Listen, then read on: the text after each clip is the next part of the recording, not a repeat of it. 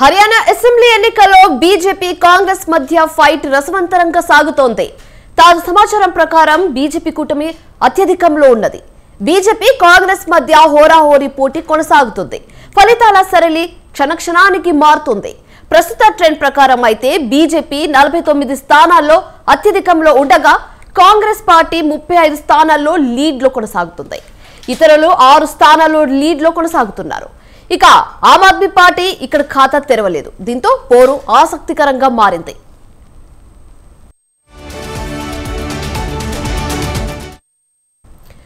మరోవైపు జులానా నియోజకవర్గంలో రెస్లర్ వినేష్ ఫోగట్ ప్రస్తుతం వెనుకంజలో ఉన్నారు. ఆ స్థానం నుంచి పోటీలో ఉన్న బీజేపీ అభ్యర్థి యోగేష్ కుమార్ ప్రస్తుతం అత్యధికంలో కొనసాగుతున్నారు. 4 రౌండ్లు ముగిసే వరకు యోగేష్ ప్రస్తుతం 3000 ఓట్ల లీడింగ్ లో ఉన్నారు. లడ్వాలో సీఎం నయాబ్ సింగ్ సైని ఆధిక్యంలో ముందుకెళ్తున్నారు. హర్యానాలో వరుసగా 3వసారి ప్రభుత్వాన్ని ఏర్పాటు చేస్తామని ముఖ్యమంత్రి నయాబ్ సింగ్ సైని విశ్వాసం వ్యక్తం చేశారు. 10 ఏళ్లలో ఎన్నో అభివృద్ధి పనులు చేశామన్నారు. మాజీ మంత్రి మనోహర్ లాల్ ఖట్టర్ ఏర్పాటు చేసిన వ్యవస్థ హర్యానాకు చాలా కాలం పాటు ప్రయోజనాలను తెస్తుందని చెప్పారు.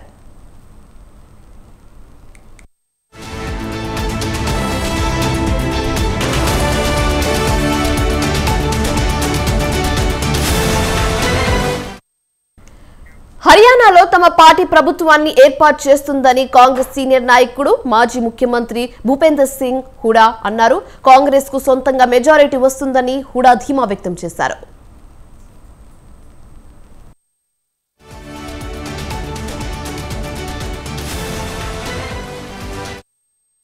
कांग्रेस की सरकार बनने जा रही है।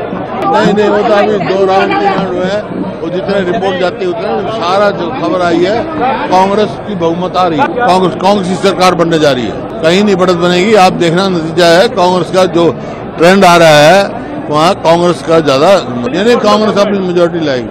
Credit go to party Rahul Gandhi ji, Mallika खड़गे ji, Priyanka ji, all leaders of the Congress, and real credit goes to the people of Haryana.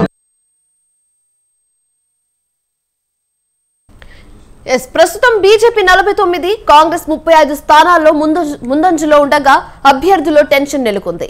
ఇక్కడ ప్రభుత్వం ఏర్పాటు చేయాలంటే ఏ పార్టీ అయినా 46 స్థానాల్లో విజయం సాధించాల్సి ఉంది.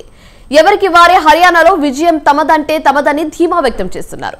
ఇరు పార్టీల మధ్య తీవ్ర పోటీ నెలకొనడంతో ఎన్నికల ఫలితాలపై సర్వత్రా ఉత్కంఠ కొనసాగుతుంది. హర్యానాలో బీజేపీ గెలిస్తే హ్యాట్రిక్ విజయాన్ని అందుకుంటుంది. అలాగే కాంగ్రెస్ గెలిస్తే కొత్త ఆశలు చిగురిస్తాయి.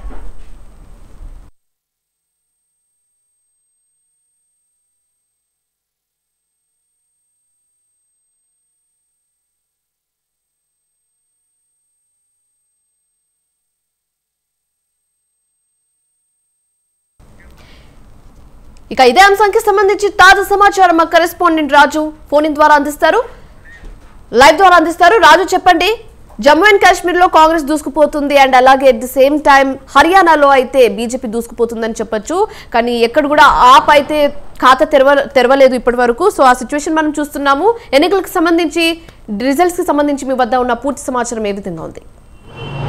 రైట్ శివాని, ప్రధానంగా దేశవ్యాప్తంగా ఈ యొక్క హర్యానా జమ్మూ కాశ్మీర్ ఎన్నికల మీద దృష్టి మలుతా ఉంది రాజకీయ నేతలది. ప్రధానంగా ఏ విధంగా ఉండబోతా ఉంది ఆ 2 రాష్ట్రాల్లో అసెంబ్లీ ఎన్నికల ఫలితాలు అనేది కూడా ఆసక్తి రేపుతా ఉన్నాయి. ప్రధానంగా జమ్మూ కాశ్మీర్లో 10 ఏళ్ల తర్వాత జరుగుతున్నటువంటి ఎన్నికల్లో కీలకమైన ప్రభుత్వం మనది ఏర్పాటు చేసుకోవాలని ఇరు పార్టీలు దాదాపు అక్కడ ప్రాంతీయ party national Jammu Kashmir national conference లీడ్లో ఉంది. దాంతోపాటుగానే కాంగ్రెస్ పార్టీ దానికి మద్దతుగా నిలుస్తూ కూడా అలయన్స్లో పోటీకి వెళ్తున్నటువంటి పరిస్థితి అయితే కనిపిస్తూ ఉంది. ఇప్పటివరకు అయితే దాదాపు 49 స్థానాలకు పైగా కూడా నేషనలిస్టు కాన్ఫరెన్స్ పార్టీ కూడా ముందంజలో ఉన్నటువంటి పరిస్థితి ఉంది. అక్కడ జమ్మూ కాశ్మీర్లో ఆర్టికల్ 370 రద్దు చేసిన అనంతరం కూడా బీజేపీకి ఊహించని విధంగా అక్కడే ప్రజలు ఒక రకంగా దాదాపు మెజార్టీ ఇస్తున్నటువంటి పరిస్థితి చెప్పుకోవచ్చు. ఎందుకంటే ఇప్పటికే దాదాపు 25కు పైగా స్థానాల్లో కూడా అక్కడ బీజేపీ అభ్యర్థులు ముందంజలో ఉన్నటువంటి పరిస్థితి కనిపిస్తూ ఉంది. దాంతోపాటుగానే ఇతర పార్టీలు పీపుల్స్ డెమోక్రటిక్ పార్టీ కూడా కొంత ప్రభావం చూపేటటువంటి అవకాశం అయితే ఉంది. ఇప్పటికీ ఆ పార్టీ 2 స్థానాల్లో ముందంజలో ఉన్నటువంటి పరిస్థితి అయితే ఉంది.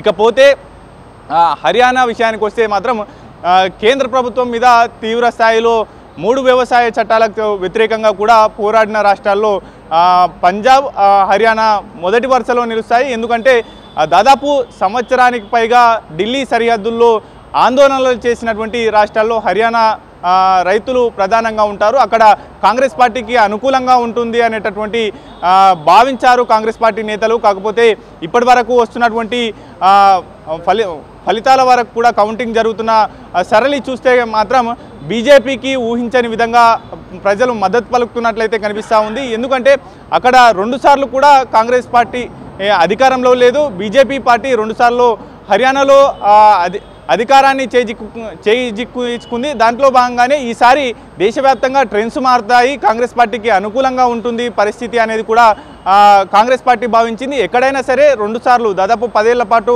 అధికారంలో ఉన్న పార్టీకి కొంత వ్యతిరేకత ఉంటుంది అనేది కూడా కాంగ్రెస్ పార్టీ భావించింది. దానిలో భాగంగానే వ్యవసాయ చట్టాలను కూడా పెద్ద ఎత్తున ప్రచారం చేసింది. దాంతోపాటుగానే వినేష్ ఫోగట్ పోటీలో ఉంది. చివరి నిమిషంలో కాంగ్రెస్ పార్టీలో చేరింది. రెజ్లర్ అనేక వివాదాలకు కేరఫ్గా నిలిచినటువంటి ఢిల్లీ వేదికగా జరిగినటువంటి క్రీడాకారుల మీద లైంగిక వేధింపులు చేస్తూ ఉన్నారు అనేది కూడా పెద్ద ఎత్తున దేశవ్యాప్తంగా దుమారం రేగినటువంటి అంశానికి సంబంధించి కూడా ఇటీవల ఒలింపిక్స్కు వెళ్ళి చివరి నిమిషంలో పతాకం సాధించలేకపోయినటువంటి వినేష్ ఫోగట్ చివరి నిమిషంలో కాంగ్రెస్ పార్టీలో చేరింది. జునాలా నుంచి ఆమె హర్యానా రాష్ట్రం నుంచి పోటీ చేస్తున్నటువంటి పరిస్థితి అయితే ఉంది. ఆమె కూడా ఒక 1000 ఓట్ల వెనుకంజలో నిలిచినటువంటి పరిస్థితి అయితే కనిపిస్తూ ఉంది. అయితే ఓవరాల్గా హర్యానాలో బీజేపీ ముందంజలో ఉంది. దానికి సంబంధించి కూడా కాంగ్రెస్ శ్రేణులు ఏమంటారు, ఏంటి, ఎటువంటి ట్రెండ్స్ ఉండబోతా ఉన్నాయి, ఎటువంటి విశ్వాసం ఉంది సార్? కాంగ్రెస్ పార్టీ ఇంకా హర్యానాలో గెలుస్తుంది అనేటటువంటి నమ్మకం ఉందా? అంటే కాంగ్రెస్ పార్టీగా పూర్తి విశ్వాసంతో ఉంది. ఎందుకంటే కొన్ని స్థానాల్లో 21 రౌండ్లు ఉన్నది, ఇప్పటివరకు 12 రౌండ్లు మాత్రమే పూర్తయింది. కాబట్టి ఖచ్చితంగా కాంగ్రెస్ పార్టీ గెలుస్తున్న పూర్తి విశ్వాసంతో ఉన్నాం. అదే కాకుండా కాంగ్రెస్ పార్టీ ఓటు బ్యాంకు 41% ఉన్నది. Bharatiya Janata party vote bank ఇప్పటివరకు 39% మాత్రం ఉన్నది. ప్రధానంగా Bharatiya Janata party Congress party vote జీచే దానిలో సక్సెస్ అయినగా భావిస్తూ ఉన్నాం. ఎందుకంటే ప్రధానంగా బీఎస్పీ పోటీ చేయడంతో 2% ఓట్లు భారతీయ జనతా పార్టీ ప్రతిపక్ష ఓట్లను చీల్చే దాంట్లో బీఎస్పీకి సైడ్ పోవడంతో ప్రధానంగా భారతీయ జనతా పార్టీ మేలు జరిగింది. అదే కాకుండా ఎంపీ ఎలక్షన్లో కాంగ్రెస్ పార్టీ ఆమ్ ఆద్మీ పార్టీ పొత్తు పెట్టుకోవడంతో ప్రధానంగా అక్కడ కాంగ్రెస్ పార్టీ 5 స్థానాలు గెలిచారు. పార్లమెంట్ ఎలక్షన్లో 10లో 5 గెలిచినాం. కానీ ఆమ్ ఆద్మీ పార్టీతో పొత్తు పెట్టుకోకపోవడం మూలంగా ప్రధానంగా 2% ఓట్లు కోల్పోవడం. అదే కాకుండా ఐఎన్ఎల్డీ పూర్తి స్థాయిలో ఓట్లు చీల్చే దాంట్లో వాళ్ళు ఘోర వైఫల్యం పొందడంతో అది ప్రధానంగా కాంగ్రెస్ పార్టీకి నష్టం జరిగింది. అదే కాకుండా జననాయక జనతా పార్టీకి సంబంధించినటువంటి వాళ్ళు దాదాపు 5 సంవత్సరాల కాలం పాటు ప్రభుత్వంలో ఉన్నారు. వారి ఓటు నిలుపుకునే దానిలో ఘోరంగా వైఫల్యం చెందడం మూలంగా వరకు వస్తున్నటువంటి ఫలితాలకు సంబంధించి ముందంజలో బీజేపీ ఉంది హర్యానాలో. దాదాపు గత ప్రభుత్వంలో కూడా 40 స్థానాలు గెలుచుకొని ప్రభుత్వాన్ని ఏర్పాటు చేసినటువంటి బీజేపీ ఇప్పుడు 49 స్థానాల్లో కూడా ముందంజలో ఉన్నటువంటి పరిస్థితి ఉంది. అంటే ఇంకా చాలా రౌండ్లు ఉంది కాబట్టి ఖచ్చితంగా ఫలితం తారుమారే అవకాశం చాలా స్పష్టంగా కనపడతా ఉంది. లాస్ట్ టైం ఎలక్షన్లో కూడా పూర్తిస్థాయి మెజార్టీ రాలే భారతీయ జనతా పార్టీకి. అప్పుడు జననాయక జనతా పార్టీతో పొత్తు పెట్టుకోవడం మూలంగా ప్రధానంగా ఆనాడు ప్రభుత్వాన్ని ఏర్పాటు చేశారు. అదే కాకుండా ప్రధానంగా ఇప్పుడు పరిస్థితి చూసినప్పుడు ప్రధానంగా 60% మంది ప్రజలంతా కూడా భారతీయ జనతా పార్టీకి ఓటు వేయలేదు. అక్కడ ప్రధానంగా 60% మంది ప్రజలు భారతీయ జనతా పార్టీ తిరస్కరించారనే ఫలితం వేరే దిశగా ఉండే అవకాశం చాలా స్పష్టంగా కనపడతా ఉంది. అదే కాకుండా కాంగ్రెస్ పార్టీ కొంత ఒంటరిగా పోటీ చేయడం మూలంగా కొంత నష్టం జరిగినట్టుగా కనపడతాం. అదే కాకుండా ప్రతిపక్షాల ఓటు చీలడంతో ప్రధానంగా భారతీయ జనతా పార్టీ ఆ స్థాయి ఓట్లు రావడం కూడా ఆ స్థాయిలో రావడానికి కూడా కారణం అని చెప్పేసి మేము భావిస్తా ఉన్నాం. ఏదేమైనప్పుడు కూడా పూర్తి స్థాయి ఫలితం వచ్చినప్పుడు ఖచ్చితంగా కాంగ్రెస్ పార్టీ హర్యానాలో గెలిచే అవకాశం చాలా స్పష్టంగా. 10 ఏళ్ల పాటు ఏ రాష్ట్రంలోనైనా ట్రెండ్ మారుతూ ఉంటుంది.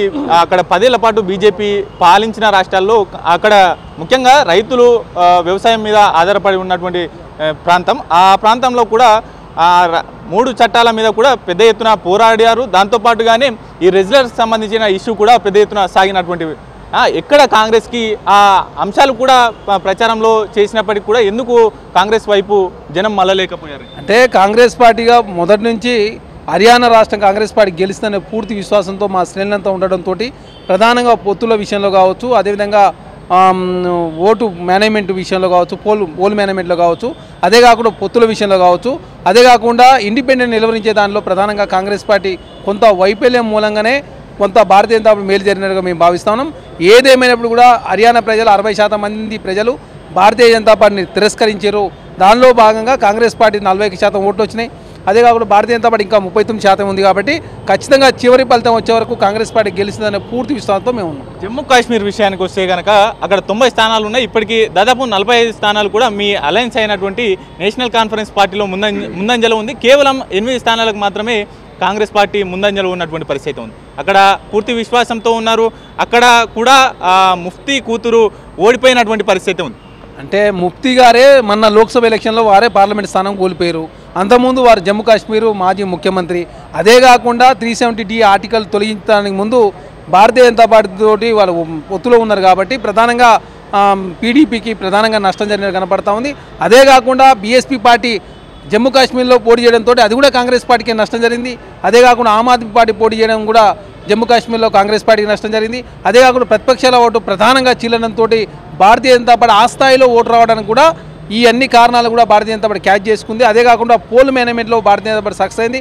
అదే కాకుండా లెఫ్టినెంట్ గవర్నర్ ద్వారా 5 స్థానాలు ఏదైతే నామినేట్ చేసే పద్ధతిలో తీసుకొచ్చినంటే ఖచ్చితంగా భారతీయ జనతా పార్టీ ఓడిపోతున్న ఒక ఉద్దేశంతో భారతీయ జనతా పార్టీ అక్కడ ఈడీని కావచ్చు, సిబిఐ కావచ్చు, ఇన్కమ్ ట్యాక్స్ని అడ్డగోలు ఉపయోగిస్తూ అధికారాన్ని అడ్డం పెట్టుకొని గవర్నర్ వ్యవస్థ ద్వారా ప్రధానంగా ఆ స్థాయి ఓటు రావడానికి కూడా భారతీయ జనతా పార్టీ కేంద్రంలో అధికారం ఉంది. కాబట్టి ఆ స్థాయి ఓట్లు సీట్లు వచ్చినట్టుగా మేము భావిస్తాము. ఖచ్చితంగా పూర్తి స్థాయి ఫలితం వచ్చే వరకు ఖచ్చితంగా కాంగ్రెస్ పార్టీ కావచ్చు, అదేవిధంగా నేషనల్ కాన్ఫరెన్స్ సీట్లు ఓట్లు పెరిగే అవకాశం ఉంది. రైట్, ఓవరాల్గా చివరి నిమిషం వరకు వేచి చూస్తాం. ఇంకా చాలా రౌండ్స్ ఉన్నాయి, వాటిలో కూడా పూర్తి విశ్వాసం ఉంది. మొదట పోస్టల్ బ్యాలెట్ ఓట్లో కూడా కాంగ్రెస్ పార్టీకి ఆధిక్యం కనబరిచినప్పటికీ ఊహించని విధంగా ఎగ్జిట్ పోల్స్కు భిన్నంగా కూడా హర్యానాలో ట్రెండ్స్ కొనసాగుతున్నటువంటి పరిస్థితి ఉంది. పూర్తి స్థాయిలో కాంగ్రెస్ పార్టీ గెలుస్తుంది అనేటటువంటి విశ్వాసం, నమ్మకం ఉంది అంటూ కూడా కాంగ్రెస్ పార్టీ శ్రేణులు అభిప్రాయాన్ని వ్యక్తం చేస్తూ ఉన్నారు. ఓవరాల్గా చివరి నిమిషం వరకు కూడా వేచి చూస్తే కనుక ఈ యొక్క ట్రెండ్స్ మారేటటువంటి అవకాశం అయితే పక్కాగా ఉందనేటటువంటి విశ్వాసాన్ని అయితే వ్యక్తం చేస్తున్నటువంటి పరిస్థితి కనిపిస్తూ ఉంది.